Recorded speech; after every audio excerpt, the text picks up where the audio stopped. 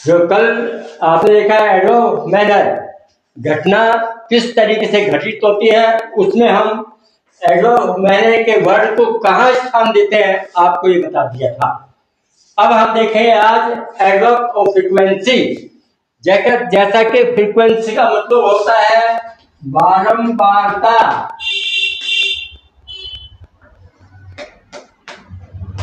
बारंबारता,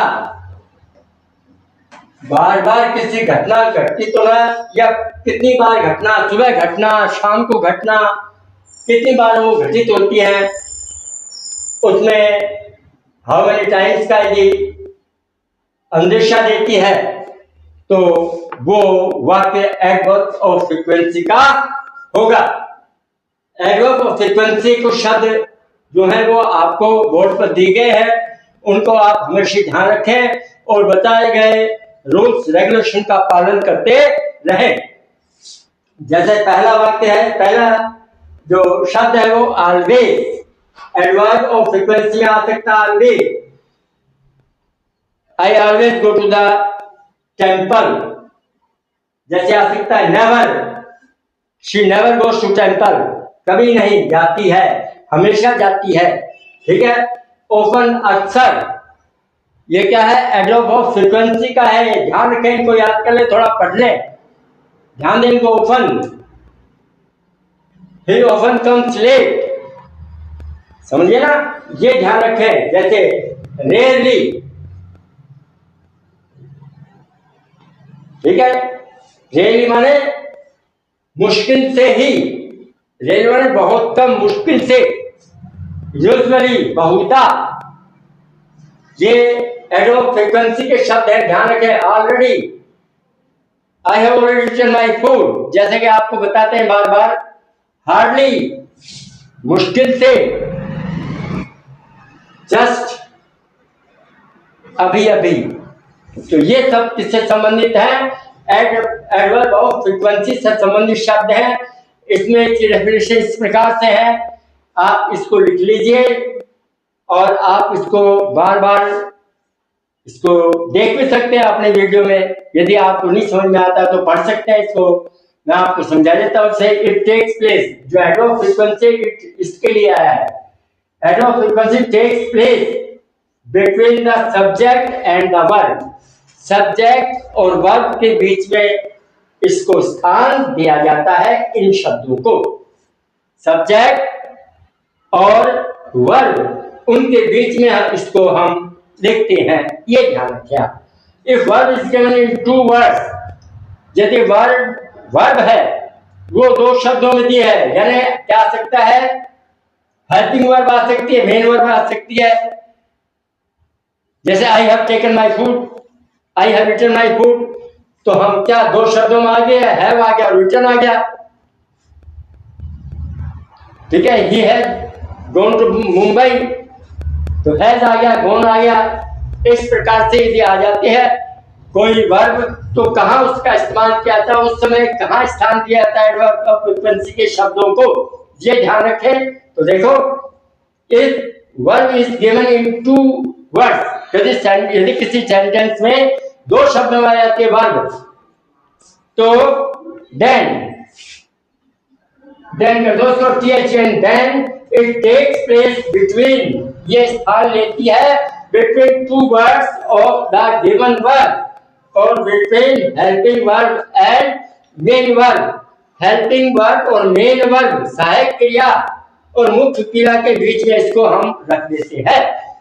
और यदि सहायक क्रिया दो शब्दों में नहीं होती है तो हम सब्जेक्ट और वर्ब के बीच में उसको स्थान देते हैं। तो एडवर्ब ऑफ फ्रीक्वेंसी को ये ध्यान रखें, इसको मेरे ख्याल में आप समझ गए हुए हैं। फिर मैं समझा देता हूँ। एडवर्ब ऑफ फ्रीक्वेंसी का मतलब है कि किस घटना कितनी बार घटती है, सुबह घटती है, शाम को घटती है, या बार बार घटती है। इस प्रकार से आपको अंदेशा इस प्रकार का लगता है, पढ़ने से इस प्रकार का आपको समझ में आता है, तो वो वाक्य है एडवर्ब ऑफ फ्रीक्वेंसी का। इसमें ये आ सकते हैं कतिपय शब्द, always, never, often, rarely, rarely. मुश्किल से बरसात होती है यहाँ जुलाई के महीने में, अगस्त में तो होती है रेयरली। ये पक्षी यहाँ मुश्किल से देखा जाता है, मुश्किल से देखा जाता है। तो रेडली सी, यूजुअली बहुधा, I usually smoke a cigarette after having my lunch. ये कहता हूँ बहुधा, already, I have already eaten my food, hardly, had hardly, ठीक है, हार्डली मैंने मुश्किल से, जस्ट अभी अभी, ही हैज जस्ट कम, 2 बार बागी। तो आपको ये बता दिया है, तो इस प्रकार से आप इसका ध्यान रखें। अब मैं आपको कुछ एग्जाम्पल दूंगा, उनका ध्यान। हाँ, यहाँ कुछ एग्जाम्पल दिए गए हैं एडवर्ब ऑफ फ्रीक्वेंसी के। एडवर्ब ऑफ फ्रीक्वेंसी के उदाहरण, जो एग्जाम्पल दिए हैं, उदाहरण दिए थे। पहला, I just saw him at the main gate, मैंने अभी भी उसको मेन गेट की तरफ, एट माय तरफ, he is sitting at the table, table की तरफ बैठा है, समझे ना, he is standing at the main gate, वो मेन गेट की ओर खड़ा है। तो एट माने तरफ प्रीपोजिशन है। जस्ट के क्या है, जस्ट पूछे भी आपसे, पूछा भी जाता है छोटी क्लास में कि जस्ट क्या है, तो जस्ट है एडवर्ब, क्योंकि सा वर्ब सा है, यानी अभी अभी देखा है। आई, मैंने देखा, जस्ट अभी अभी, मैं अभी अभी मेरे साथ नहीं, सब्जेक्ट के साथ अर्थ नहीं देता। ये क्रिया को क्वालिफाई कर रहा है। अभी देखा कब, अभी अभी देखा है, अभी अभी देखा है, मैं अभी अभी, इसका कोई मतलब नहीं है, समझे ना। तो ये क्या विशेषता होता है, क्रिया विशेषण हो गया, क्योंकि क्रिया की विशेषता को फर्स्ट करता है, ये वर्ब की विशेषता को बताता है। जैसे जस्ट था, अभी अभी देखा है, उसको at the main gate, main gate की तरफ, मुख्य द्वार की ओर देखा है, वहां था वो, ऐसा कहने का मतलब है। तो इसमें केवल मेन वर्ब है, तो सब्जेक्ट और वर्ब के बीच में हम उसको प्रयोग करते हैं, एडवर्ब ऑफ फ्रीक्वेंसी का, अभी अभी देखा।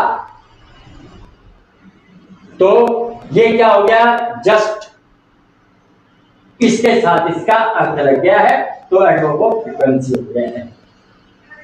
अब है, she has already finished her work, उसने अपना काम समाप्त कर लिया है, या वो पहले ही अपना कार्य समाप्त कर चुकी है।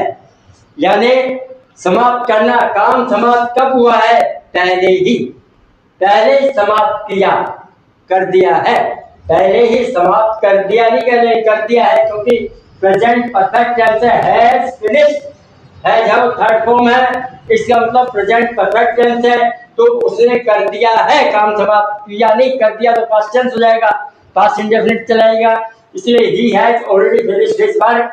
अब आपको टू बताए थे शब्द, एक वर्ब के 2 शब्दों में है वर्ब, जैसे हैज आ गया helping verb, present perfect tense में हैज हेल्पिंग वर्ब आता है, और फिनिश ये मेन वर्ब है। यदि ऐसा वाक्य हो और एडवर्ब फ्रीक्वेंसी का वाक्य हो, पता लगे भी ये घटना कितनी बार घटती है, तो हम क्या करेंगे, ऑलरेडी, तो she has already finished her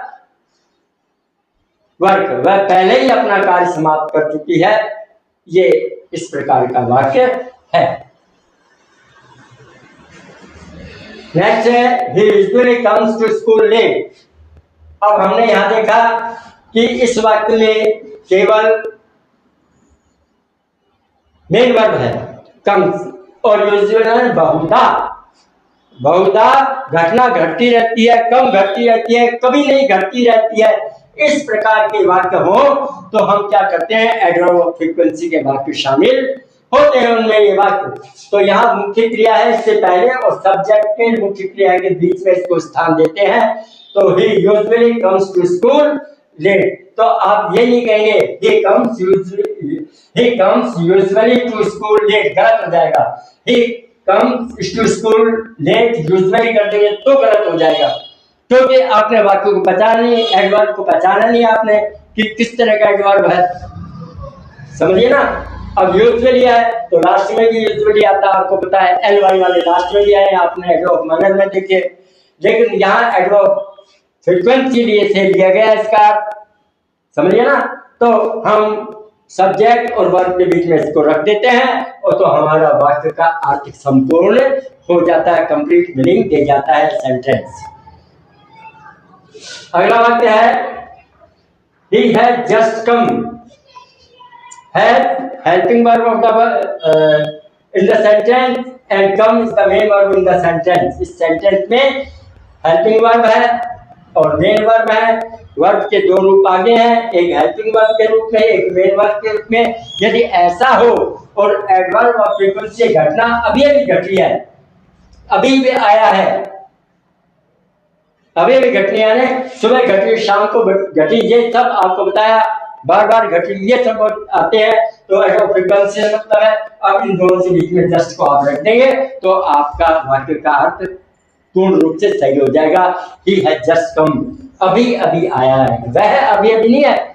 just उसका अर्थ नहीं है वह अभी अभी ना, अभी अभी आना हुआ है, इसलिए एडवर्ब फ्रीक्वेंसी का वाक्य हो गया।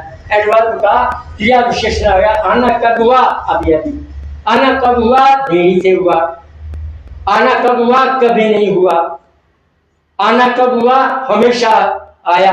तो इस प्रकार के वाक्य हो तो हम क्या करेंगे, वाक्य एडवर्ब फ्रीक्वेंसी के वाक्य होंगे और उनको आप बताए गए नियम के अनुसार लिखें। यदि केवल सब्जेक्ट और वर्ब है तो उनके बीच में, यदि हेल्पिंग वर्ब और मेन वर्ब आए तो उसके बीच में उसको उठा जाता है। इस प्रकार से आप ध्यान रखो। अगला वाक्य है next, I never smoke A cigarette. मैं कभी सिगरेट नहीं पीता हूं। नेवर माने कभी नहीं, ये घटना कभी नहीं घटती, बार बार घटती है, कभी नहीं घटती है। तो इस प्रकार से बारंबारता को प्रकट करता है, फ्रीक्वेंसी को प्रकट करता है। इसे नेवर किसका शब्द है? एडवर्ब फ्रीक्वेंसी का है। I never smoke A cigarette, मैं कभी सिगरेट नहीं पीता हूं। तो इस प्रकार से आपने आज एडवर्ब फ्रीक्वेंसी को समझा है, इसके जो इलस्ट्रेशन दिए हैं उनको समझा है, मैंने समझाया है। इसमें काफी मेहनत करनी पड़ती है, तो आप मेहरबानी करके इस चैनल को ज्यादा से ज्यादा देखें, अपने मित्रों के पास पहुंचाएं ताकि ज्ञान वर्धन हो, और सब्सक्राइब भी करें। Thank you.